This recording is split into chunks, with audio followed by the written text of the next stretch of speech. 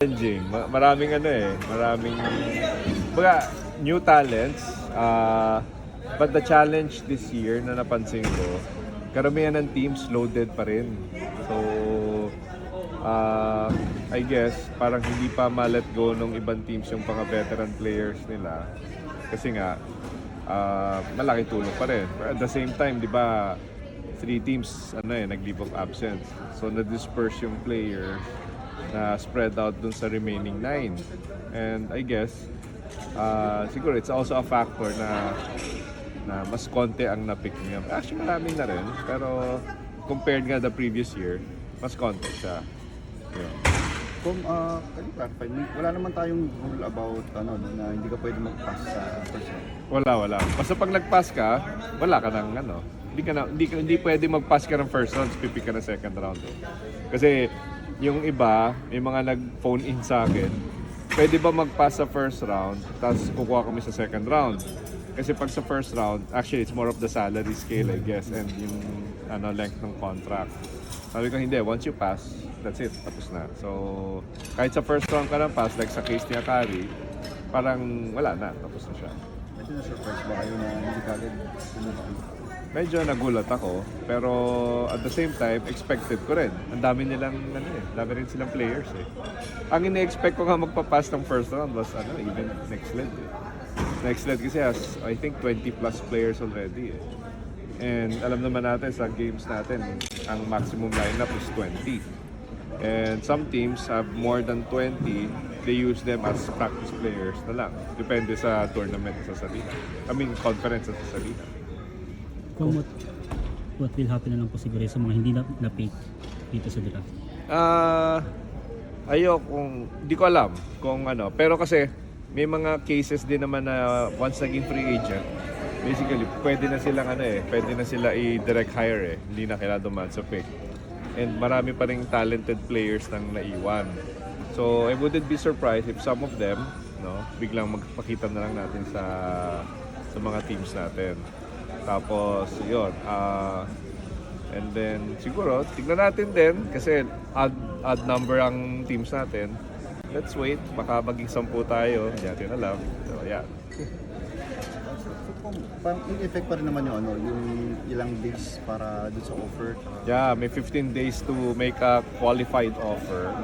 And after 15 days, two things might happen. First, ayaw pumirma ni player. Once ayaw pumirma ni player doon sa contract, pero kumbaga within the rules of within the regulations of the draft, hawak ng team yung rights niya for the next 3 years. Yun ang mangyayari if he doesn't want to sign the contract. Now, baliktarin natin, kung hindi nagbigay ng qualifying offer si team, si player will go back to the draft. So, it's a special draft na yan sa team. Following the same order, except hindi kasama yung team na nag-pick dun sa player. So, yun. Kung sakaling walang ibigay na offer si team within 15 days. 11 out of 38 applicants, the 9 teams. Sa inyo po, ano po yung assessment niyo? Was it more of the pool talents that the team needs to choose from or loaded lang po talaga? Ako tingin ko loaded pa rin eh. And if you'll notice, most teams naman, they selected players based on their needs. So, tingin ko, when you say that's almost a third na napili. Last year, we had half of that. Ngayon, 1/3 lang. Even the previous season, alam ko, 1/3, 1/2 din. So, it's more around the needs. And like I said earlier, I think hindi pa talaga ma-let go yung mga veterans. Kung yun nga si SJ, di ba? Naman natin, nag-pledge sila na yung first round picks nila papayaran sa alas. May may rule ba ang PBL dyan or discretion na lang ng team? Ay, discretion ng team yan. Kasi, let's put it on, parang mga veteran players. If okay naman, let's say, kinuha ng alas yung players ng team nila, discretion ng team ko, papahiram. So, in the case of SJ, sabi nila, papahiram nila kung kailangan ni alas team. Di ba? Kaya lang, Yun naman, decision ni Alas yun kung kailangan niya yung players. Ayun. Kung pagpipi. PBL on tour ko. On May tour. mga bago ba or anong... PBL on tour, yun. May inaayos lang kami na isang venue. Pero puro ano tayo.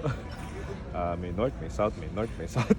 So ang dami. When I say north, as in far north and far south. Ganun ang mga venues natin ngayon. So, may isa dalawang land travel, I think. And then the rest puro biyahe. So, expect it to be more exciting and maraming bagong venues. Thank you. Okay? Sige, picture.